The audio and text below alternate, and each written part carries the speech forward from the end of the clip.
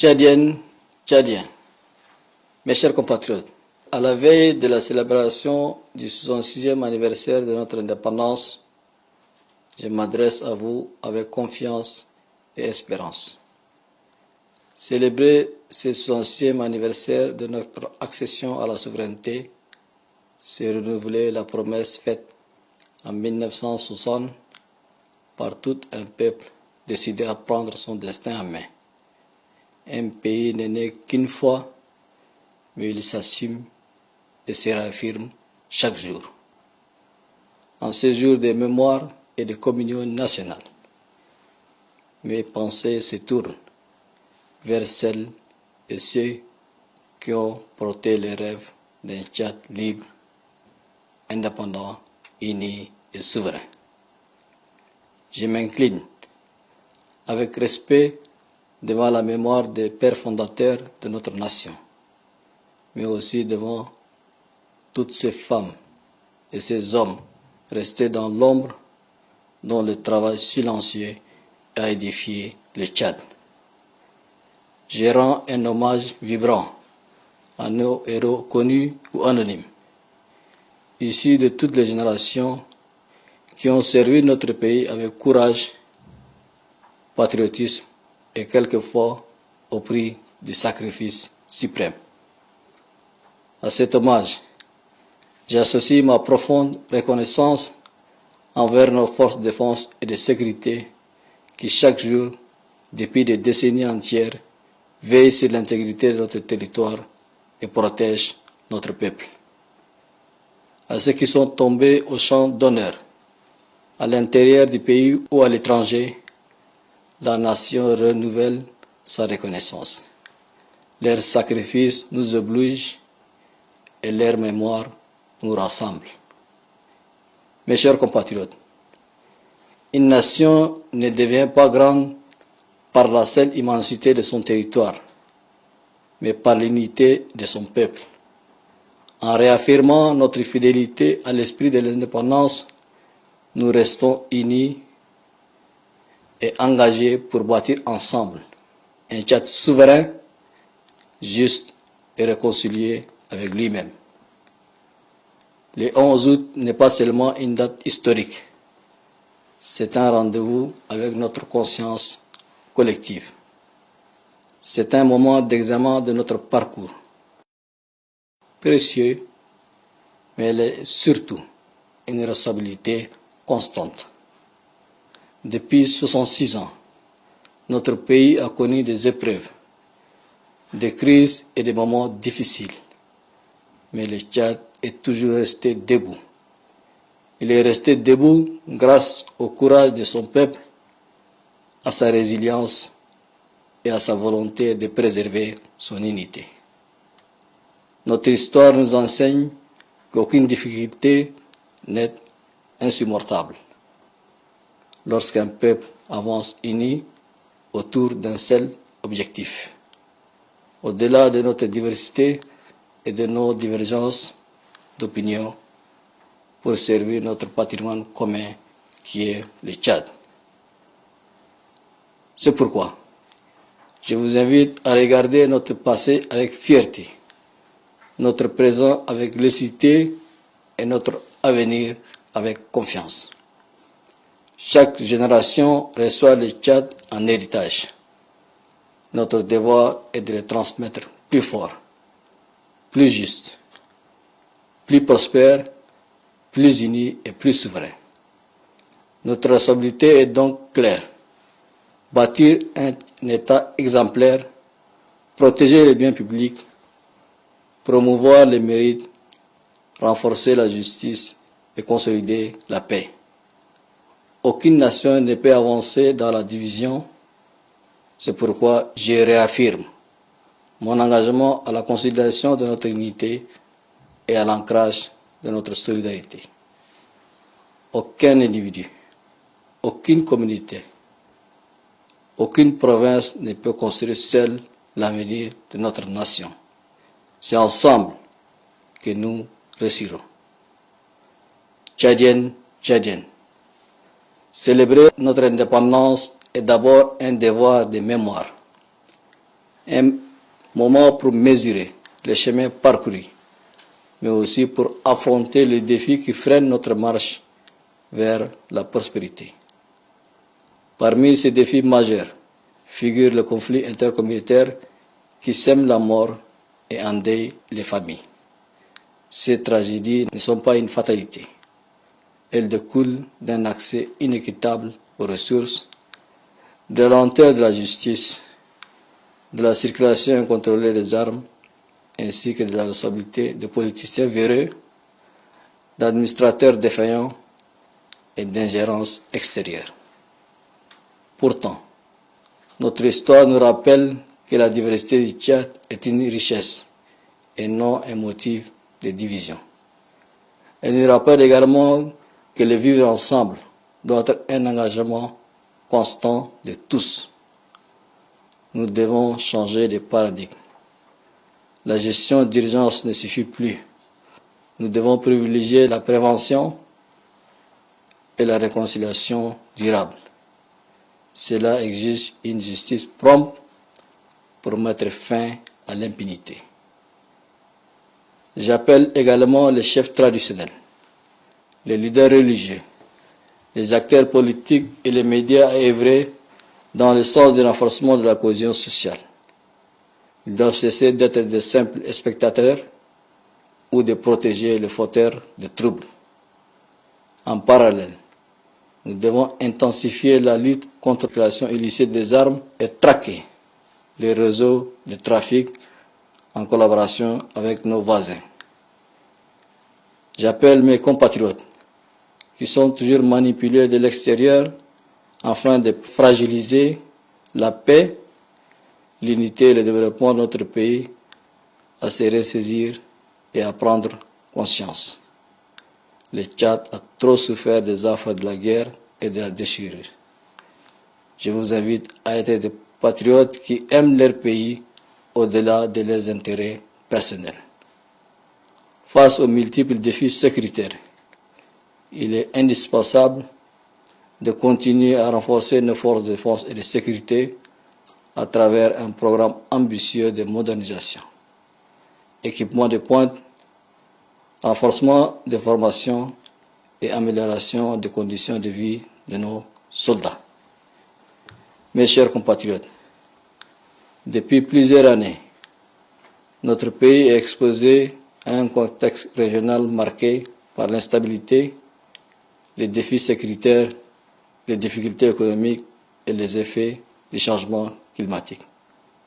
Malgré cela, le Tchad a poursuivi sa marche avec ordre, méthode et détermination.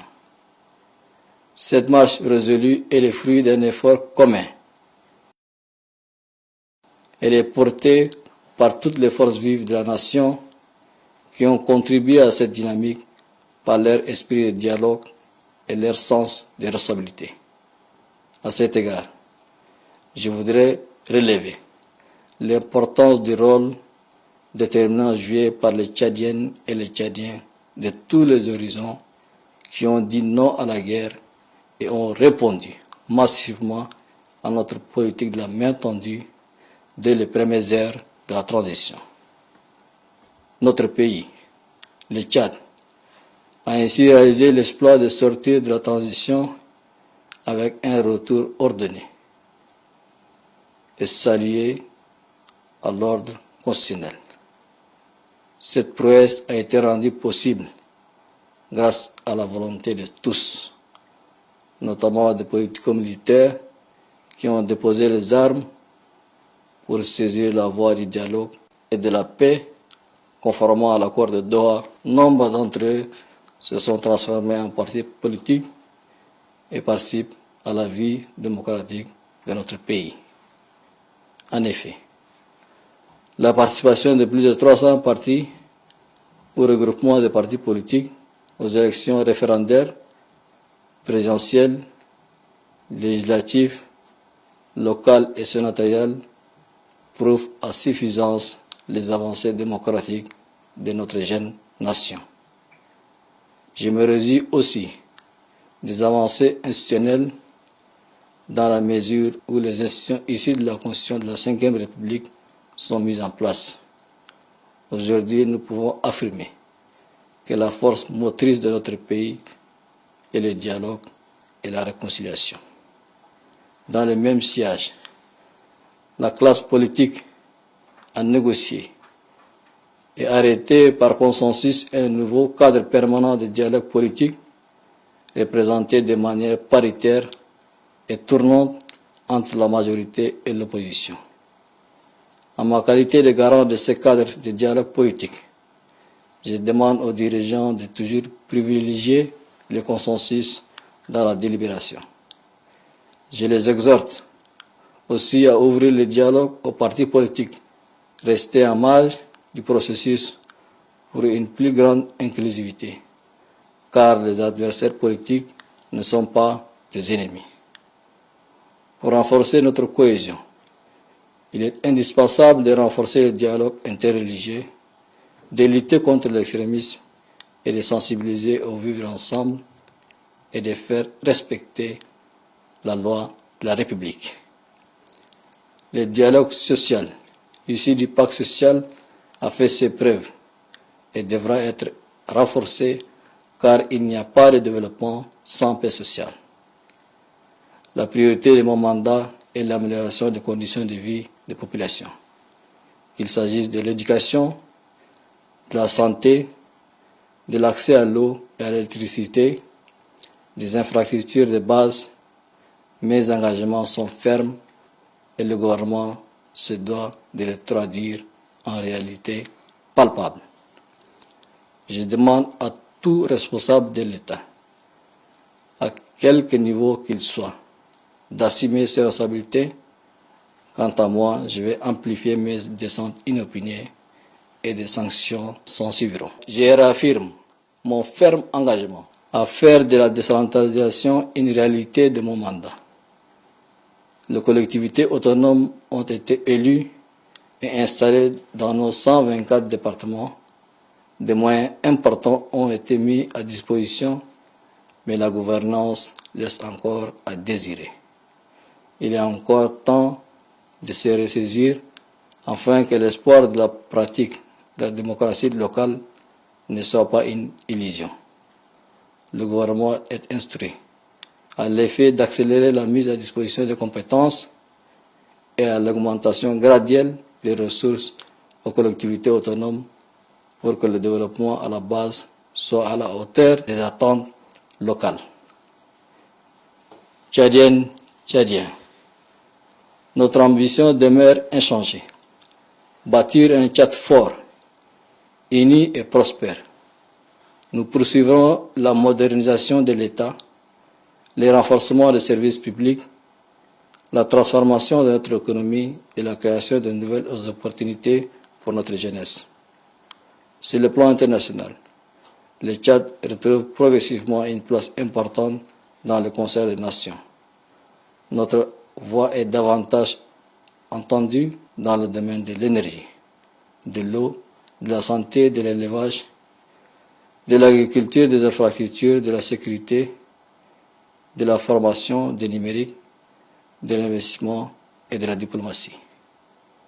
Fidèle aux engagements que j'ai pris devant le peuple en faveur de la souveraineté de notre pays dans tous les domaines, nous avons posé des actes concrets. Certes, ces actes ne seront pas sans conséquences, mais chaque génération doit faire des sacrifices pour les générations futures. En prenant les actes courageux aujourd'hui, demain nos enfants en récolteront les fruits. Mes chers compatriotes, quant aux avancées économiques, la table ronde internationale consacrée au plan national de développement Tchad Connexion 2030 a confirmé la confiance renouvelée de nos partenaires dans notre pays. Cette confiance nous oblige à plus de rigueur, de transparence et de bonne gouvernance. Les résultats obtenus nous encouragent, mais nous ne nous satisfaisons pas. Je connais les attentes de nos populations. Elles demandent davantage d'eau, d'électricité, de routes, d'emplois, de soins, d'écoles et de justice. Je les entends je le comprends. Notre devoir est de transformer ces attentes en résultats concrets. C'est pourquoi la bonne gouvernance, la lutte contre la corruption et la gestion responsable des ressources publiques demeurent des priorités absolues. Chaque franc de l'État appartient au peuple tchadien. Il doit servir à construire des écoles, des centres de santé, des routes, des infrastructures hydrauliques et énergétiques. La corruption, le détournement des ressources publiques, la fraude et le favoritisme sont des entraves au développement. Ils privent notre jeunesse d'opportunités et compromettent notre avenir. La lutte contre ces pratiques sera menée avec fermeté, impartialité et dans le respect des droits de chacun. L'État doit être exemplaire. Chaque dépense publique doit être utile. Chaque projet doit produire des résultats visibles pour nos concitoyens. J'interpelle une fois de plus les entrepreneurs tchadiens à investir au Tchad afin de participer à la création de richesses et d'emplois.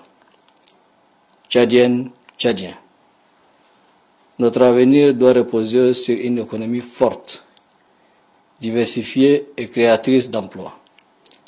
Le pétrole demeure un levier important de notre développement, mais il ne peut constituer notre seul horizon.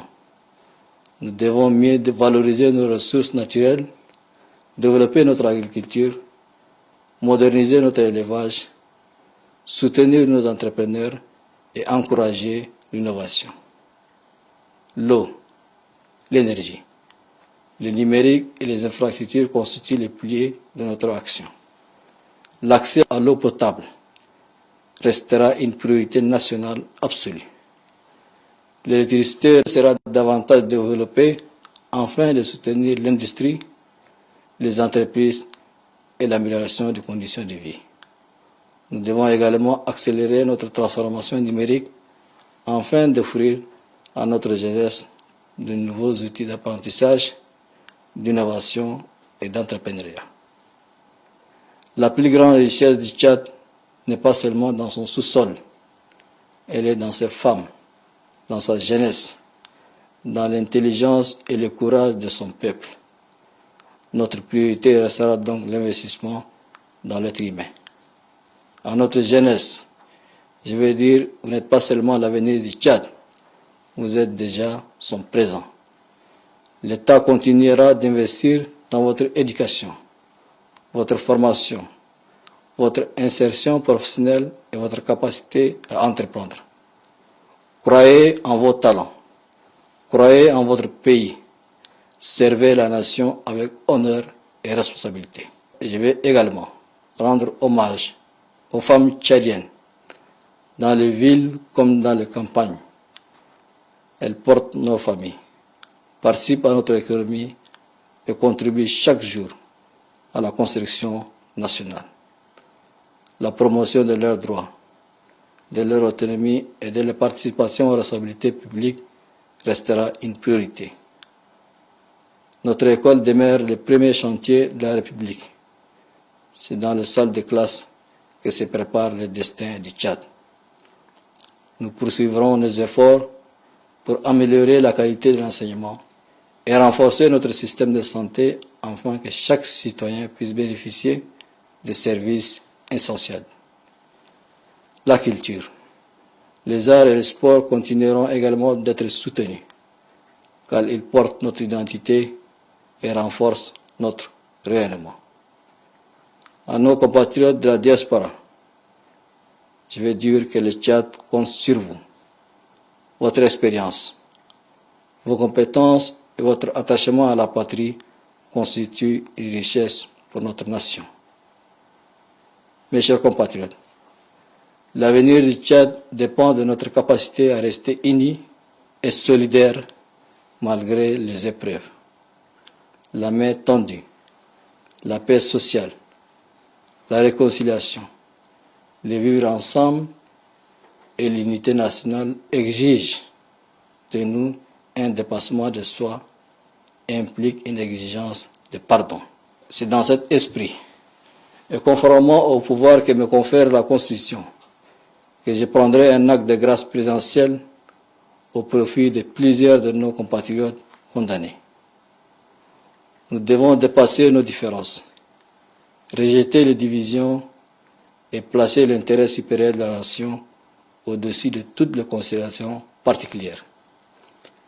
Le patriotisme n'est pas seulement un sentiment, c'est un comportement. C'est respecter la République, c'est protéger les biens communs, c'est travailler honnêtement, c'est transmettre aux générations futures un pays plus fort que celui que nous avons hérité. En ce jour anniversaire de notre indépendance, souvenons-nous que nous avons une même histoire, une même terre et un même destin. Que chacun d'entre nous devienne un bâtisseur de paix, un acteur de développement et un gardien de l'unité nationale. Et c'est ensemble, dans l'unité, dans la discipline et dans l'amour de notre patrie que nous parviendrons au Tchad que nous voulons, pour nous-mêmes et pour les générations futures. Que Dieu vous bénisse, que Dieu bénisse le Tchad. Je vous remercie.